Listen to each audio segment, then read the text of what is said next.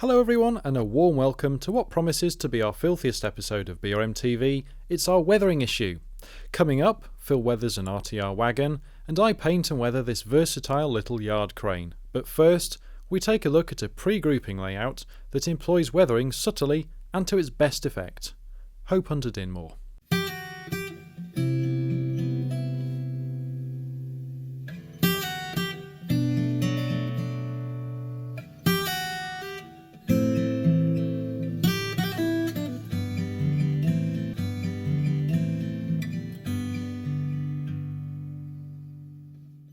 My name's David Bridges. I'm a member of the Southampton Model Railway Club, and this is one of their layouts, Hope under Dinmore.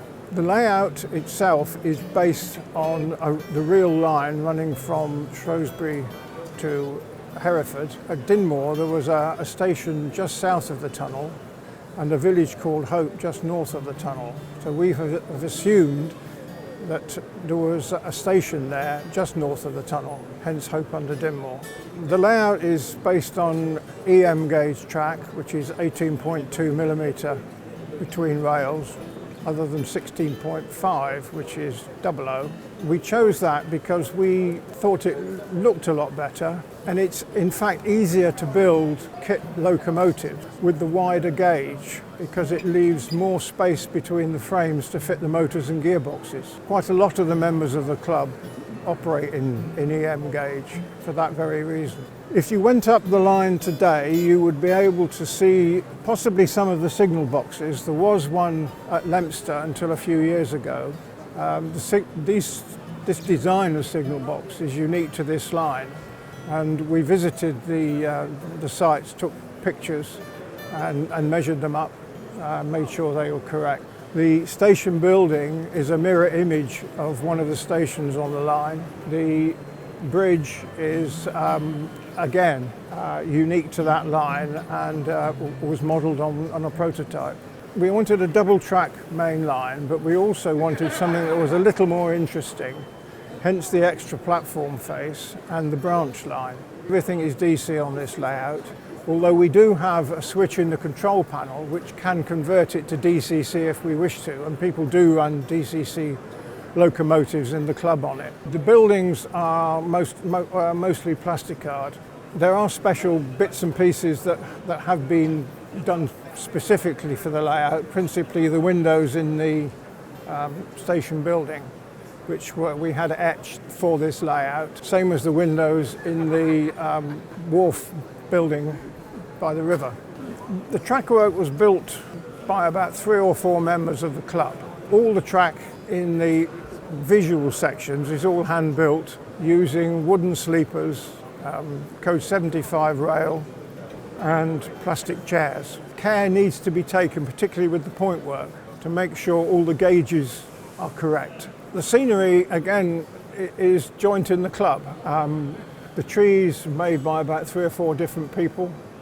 The basic structures where you see the raised sections and around the tunnel, that's in fact all fiberglass, so it's very, very lightweight.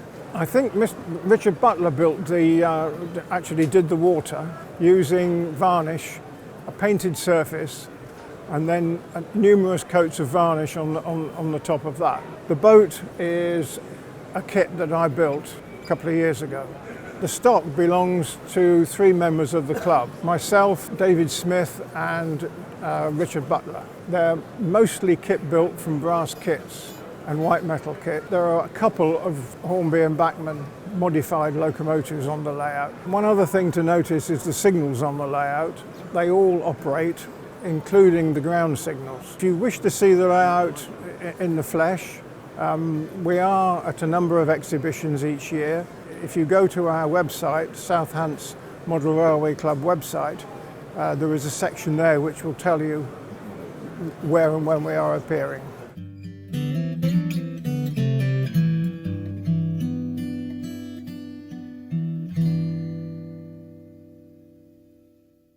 Today's demonstration comes from a chat I had with a reader at the Peterborough BRM show, and they said, what I'd really like you to do, Phil, is I'd like you to show us how you weather a wagon. Now, we're always looking for content for the DVD, always looking for ideas, so if you've got anything you'd like to see us cover, then drop us an email or come and see us at one of the shows, and we're always happy to have a chat with you, and perhaps we can do the demo that you've been looking for.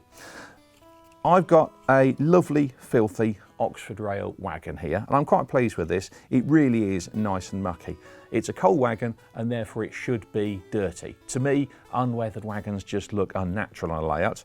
This is how it comes straight out of the box, and as you can see, it's bright, it's shiny, it's very pretty, but it's great for collectors. But for modelers, I like to think that we're a bit more sophisticated, and we'll be looking for something a bit muckier.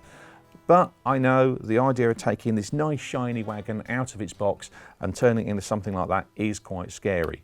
So let me try and demonstrate this. I'm not going to use an airbrush, I'm going to use purely hand tools, and hopefully I'll quickly run through some basic techniques. Now you can use as many or as little of these as you like. Everybody develops their own techniques, but I'll run you through some of the basics that should just get you going. The first stage is that all this lovely lettering on the side of the wagon, when the wind and the rain get at it, and bearing in mind this is a Scottish wagon, so there's going to be a lot of wind and rain, what will happen is the lettering will wear. Now how much it wears is dependent on how much, whether it's out in the wind, the rain, where it's stored, where the wagon's sat. Look at photos and you'll get a feel for it.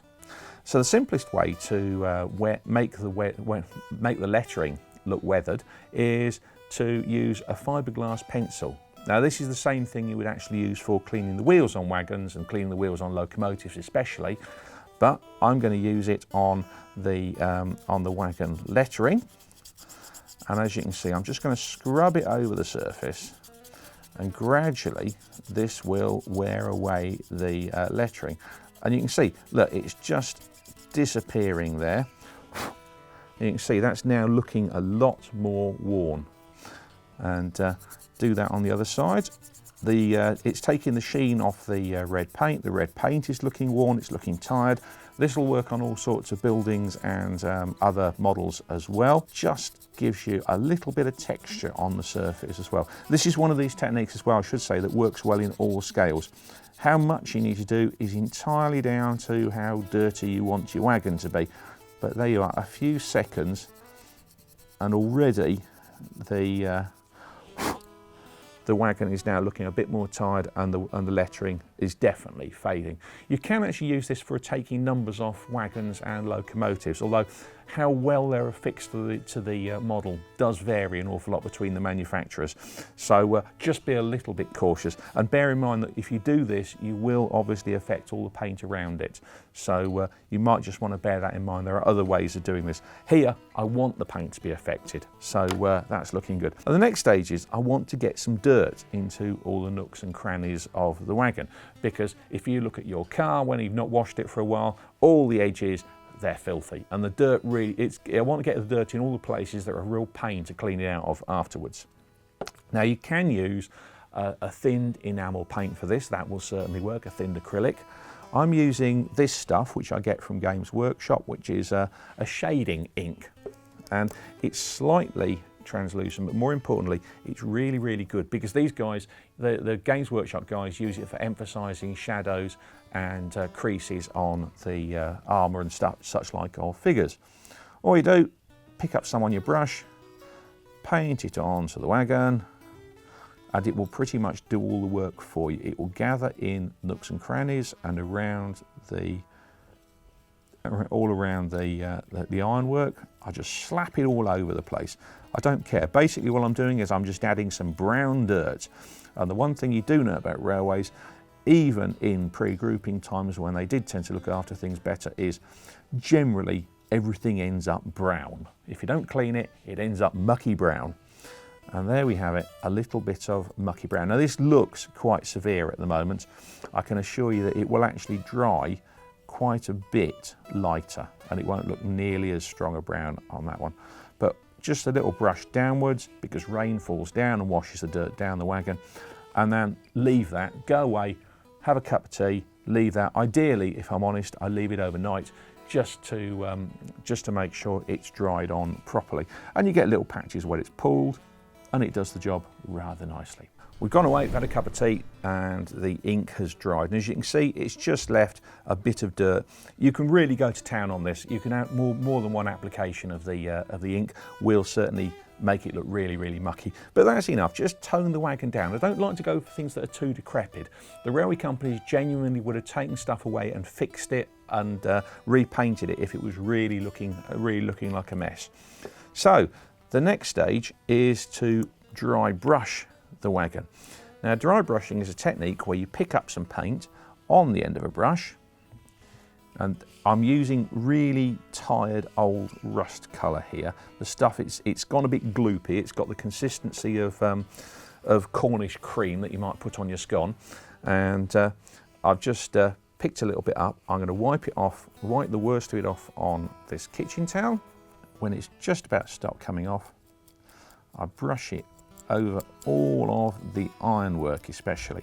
And what happens is the paint is then pulled off the bristles of the brush. A bit more. Paint's pulled off the bristles of the brush. A bit much there. Then it gathers on all the raised rivet detail, all the iron detail, basically anything that sticks up. It's pulled off the brush that way. And there we go, look at that. And that alone is enough weathering for a lot of people. All we've done is just highlighted the rivet detail so it looks less like a model, more like the real thing. I'm also going to work on these slightly weird white rims that manufacturers seem to like putting onto wagons, tone those down a bit as well. Once I've worked with the rust colour, I've got some track colour. Again, everything on railways goes brown, so you know, get yourself some track colour because you're going to use it a lot. Pull a bit of pigment out of the bottom of the pot. Pick a little bit up on my brush. Work it off until it's just coming off on the kitchen towel, and then now I'm going to really go to town a bit, up and down over the whole wagon. Because this is the sort of general muck, you need to get it in and under all the brake gear and everything like that. Bit of a fiddly job. Do not use your best brush for this. I'm using an old Humbrol Colorado number 8. It's a big brush. It's got no useful point on it whatsoever, and it's absolutely perfect for this sort of job. Working up and down now because of the effect of the rain on the wagon. And so you can, you know, again, you don't want your dirt flowing left to right. You want your dirt flowing up and down. So just doing that. And how much of this you do is very much up to you. Don't try and do all your wagons the same. Do a bit of variety on there. Look, it's getting into the nooks and crannies a bit there. I think that's probably enough for a lot of people. Certainly for many years, all I did was I just dry brushed wagons and it worked absolutely fine. Everybody said, oh, how good your weathering is. And I used to be surprised because it was so easy. But that little bit of dry brushing there will do the job. Obviously, I will do the ends and the other side as well, but we're sitting here doing this for telly and nobody wants to sit and watch the whole job there. It's a coal wagon. There's a lot to be said for getting some black on there as well. But black will come with the next stage. So I'll just put the paint aside for the moment. Trying to keep the studio reasonably clean. And move on to weathering powders. Now, weathering powders are essentially ground up artist pastels. You can grind up your own artist pastels, or you can just buy these things really cheaply in pots. And the reason I tend to do that is because artist pastels often come in lots of different colours. You only really want greys and blacks and browns. And so, you know, neon pink and purple, they're completely useless to us as far as weathering goes. You'll also need a fairly stiff brush for this job. This is going to be very, very messy. Work over newspaper, or at least do not work on the dining table because you will be in trouble. And I tend to work over a plastic pot. And the reason I work over a plastic pot is because this is messy and the powders themselves fall into the plastic pot and I can reuse them because I'm quite stingy like that. I've got two colours here, again from the Humbrol range. I've got their dark earth, which I'll just brush onto the bottom of the wagon. picking some up from the pot as well. Tend to work on that on the lower areas of the wagon. Lovely bit of texture there. People say, do you seal them afterwards? No. If you work over the paint that's just gone on like I'm doing here, it definitely is going to stick. But if I'm honest, unless you really handle your rolling stock a lot, then you're not going to have a problem with the weathering powders falling off. And if you do, the first place they'll fall off from are the very places on the real wagon where they would have got, they would have actually fallen off anyway or been worn off. Now, little trick you can do, weathering powders are dry, but just lick your finger and drag downwards and you can actually make them smear as well. A clever person would use a cotton bud and some water, but to be honest, I find a damp finger often does the job there. And you can see, look, I mean, it's really looking mucky there. I'm going to go into it with some black. This is a coal wagon after all. And if you do feel you've put too much weathering powder on, again, the wet finger technique, or even better still, a little wet brush or cotton bud, will take the worst of the stuff off again. But often you can get away with just keep brushing until you're happy with the results. This is a really mucky wagon, but that's all right because that's often how the wagons were in real life. Wagons generally did not get repainted or cleaned, not like locomotives. Locomotives they looked after. Wagons left them as a bit of a mess. But you can just about see the lettering now coming through the dirt on here, which is a very mucky wagon, but I think about right for very mucky. I might be tempted to put a little bit more muck on the underframe. The underframe obviously gets muckier than the rest of the wagon. And there we have it. So pick and choose your techniques, but I say, don't be afraid of this stuff. At the end of the day, it is only toy trains, and nobody's going to get hurt if you mess up a wagon. There are always ways to pull it back. I say the weathering powders will wash off if you really want them to, or at least the worst of them will wash off. And again, that's often a technique that may look like a disaster but comes out looking really fantastic at the end. I know I've done it in the past and I've saved wagons and I've gone, oh, I wish I'd done that. I wish I'd deliberately done that. So lots and lots of options there. All the tools, none of them particularly expensive. No real expensive tools. It's not going to take you a lot of time, but practice is the key. A little bit of practice, cheap wagons, you'll be fine. I hope that helps you. And I say, always don't forget, if you've got other ideas you'd like to see us do on DVD or in the magazine, drop us an email or talk to us at shows. Okay, so a couple of weeks ago I put the feelers out on our social media feeds and just had a load of kits delivered from Gauge Master. This is part of the Phallus series of plastic building kits for model railways, and just wanted to get a little bit of feedback from what you'd like to see us feature in the magazine and build on the DVD. Now this is a weathering issue, so of course it had to be something weathering related, and out of all the kits, quite a lot of you mentioned that you'd like to see the building of this yard crane. So here it is. I spent a leisurely afternoon in the office building this whilst everyone was working away on their keyboards.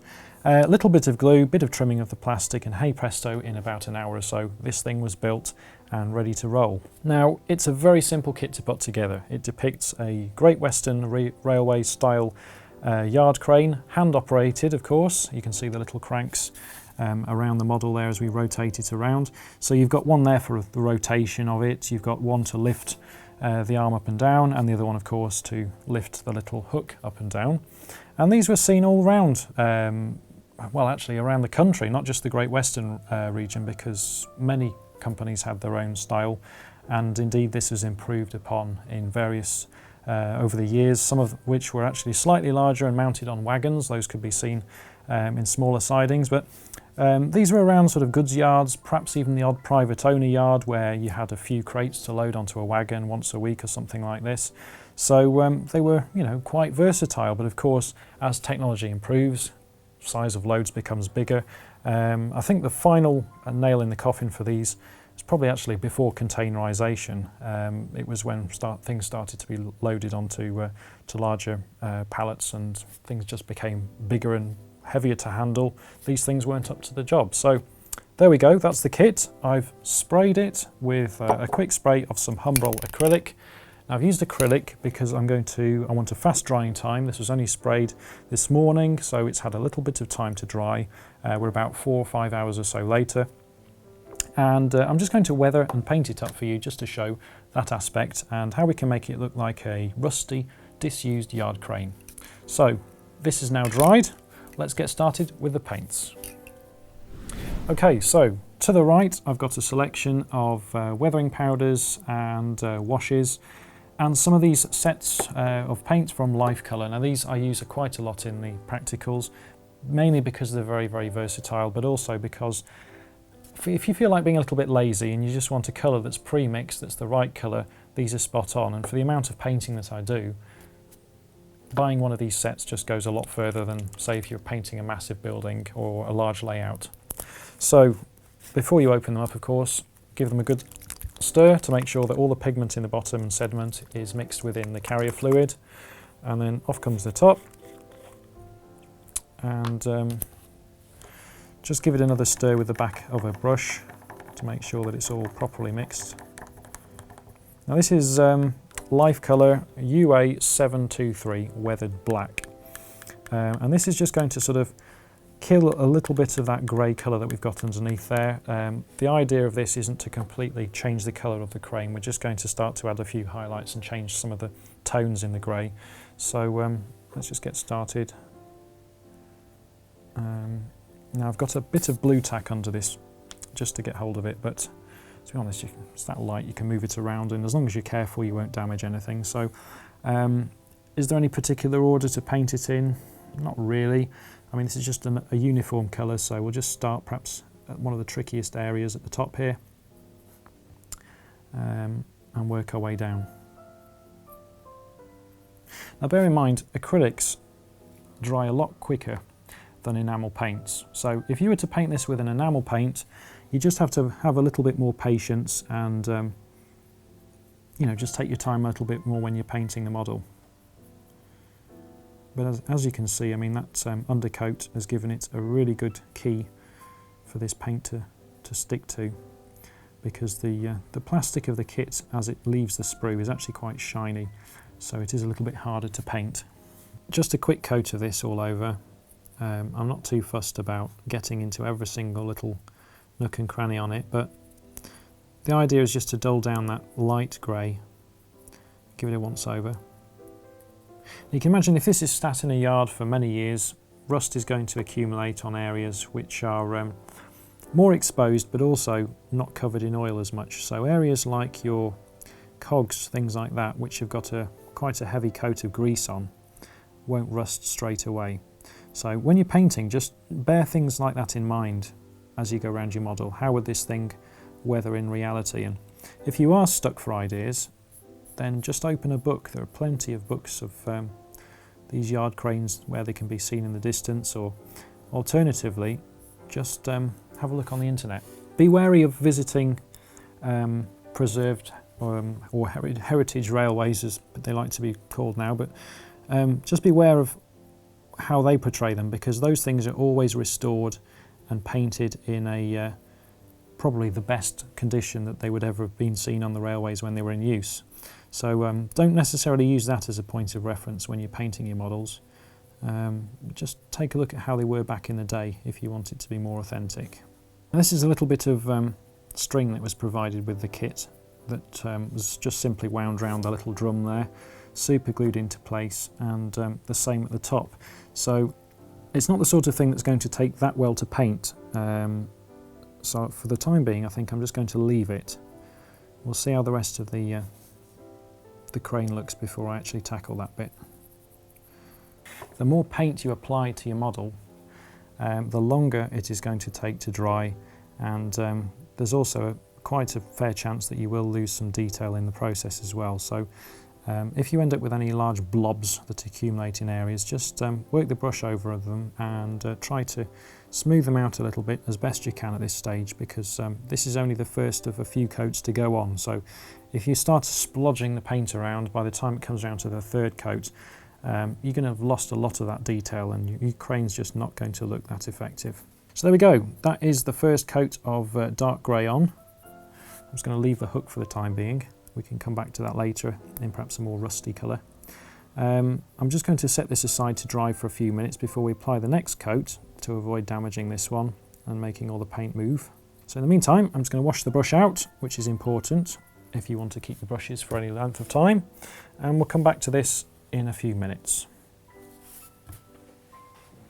Okay, so when you're weathering a model, it's not always necessarily about applying paint on them. You can vary the techniques, and one of the ones I like to do quite a lot of is some dry brushing with some weathering powders. Now I have here two examples from DCC Concepts.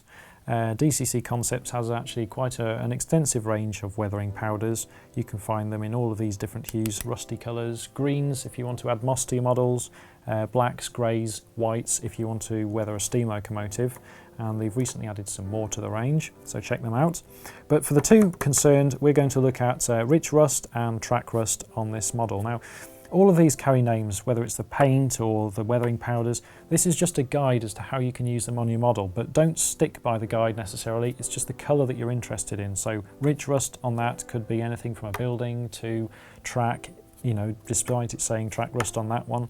It could be something on a wagon, for instance. So just mix them up, and don't be afraid also to mix the shades together, which is what we're going to do on this model, because this I think is a bit too dark as far as rich rust goes. You can see there that's actually heavily rusted. This one here is representing something that's sort of freshly rusted, so a little bit of a bottle top there. I'm going to mix probably about 50-50 between these with an old brush. Don't use your best brushes when you are dry brushing. An old brush always helps, and then you can just mix up the hue as you want. Now sometimes you can vary the techniques. For instance, if I was to take a big dollop of the rich rust and leave it in there, if I just left that as it was and I started using these powders on the model, sometimes I might dip into the rich rust, sometimes it might be into the darker rust, and then as you apply it to your model you can get those variations in hues of rust as you go on. Let's just try some of the dark rust first. So remember, this is an old crane that's been abandoned for yonks. We're just trying to slap this on here for the time being. Don't worry about too much whereabouts it goes. That includes actually some of the cogs, because I'll just show what we're going to do later on with some of these, just to highlight some of the detail. But let's just try and represent an old rusty crane for the time being. Now, an important thing to remember with some of these cranes, if you look at photographs, is that the main support beam here on some of them can be wooden, so don't go painting it rusty colour when it's a piece of wood. So just observe photographs. Depends on what sort of crane you're building, but I think this one is supposed to be a metallic beam, so therefore I'll just go with the rust colour on this occasion. So decent coating on that. Don't miss the handles out. So I might just go a little bit into one of the lighter colours up here.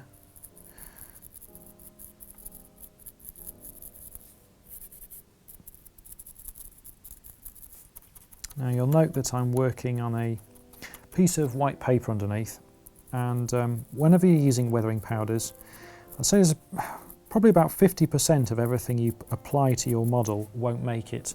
It'll just drop off and fall beneath. So if you have a piece of paper underneath, not only will it protect the work surface you're working on and avoid you getting it all over the palms of your hands later on, but you can also reuse it. Just fold it into a little V, tip it into a container, and hey presto, you're good to go the next time you want some powders. So waste not, want not. Our cameraman, Kyle, has just asked, you're applying all of this dry brushing to your model, is it likely to come off? And this is something that some people ask when we're at shows, or they'll write in and just say, you know, I'm looking to weather a model. Is it going to last? Will it come off when I handle it? And the simple answer is, if it's something that you're not touching on a regular basis, so a building for instance, or perhaps a wagon on your layout, it'll be absolutely fine. If it's a locomotive, and say you've weathered the tender and the side of it, I do recommend you apply a little bit of a sealant, so something like a quick spray with some matte varnish, purely because you've always got oil on your fingers, and something that you might see after time are fingerprints appearing in the powder for all intents and purposes, for our little yard crane here, we won't need to worry at all about sealing it, because once it's applied to the layout or diorama or wherever this might end up, it's not going to go anywhere.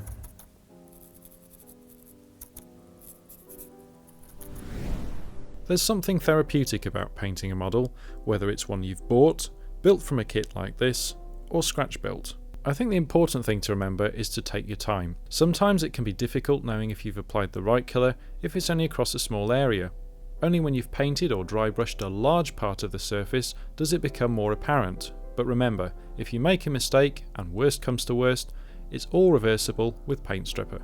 Okay, so as you can see, we've now got a uniform coverage of different hues of the rust effects going on there, with a little bit of the grey shining through. But I think just before we finish off the crane, it's probably a wise idea to apply some grease around the areas which would have been greased, so all working parts. And there are many of them on this little crane, so that should just add a little bit more definition to it. So it's over to this Life Colour UA262 Dirty Grease Effect. I'm just going to apply a little bit on the end of the brush.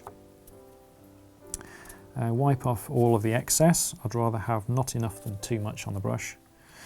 And just think, you know, where would this grease be on the real thing? So a little bit around the pinion points there, a bit around the cogs, for instance.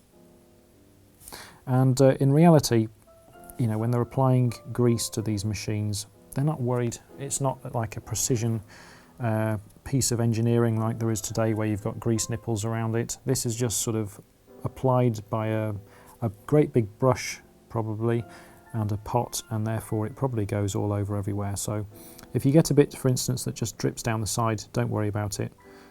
Chances are on the real thing that would have done exactly the same thing. And because it's left outside in all seasons, this thing has got to have quite a decent covering of grease on it, because you don't want any of this to seize up when it's working.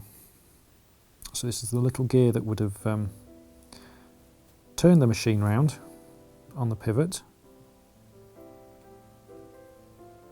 Just around the bottom there.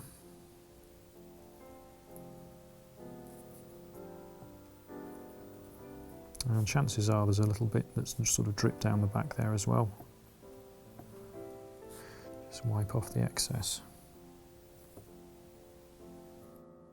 Now the drum, of course, would have had plenty of it on. This is a part that we don't want to see seizing up, so just work that round there.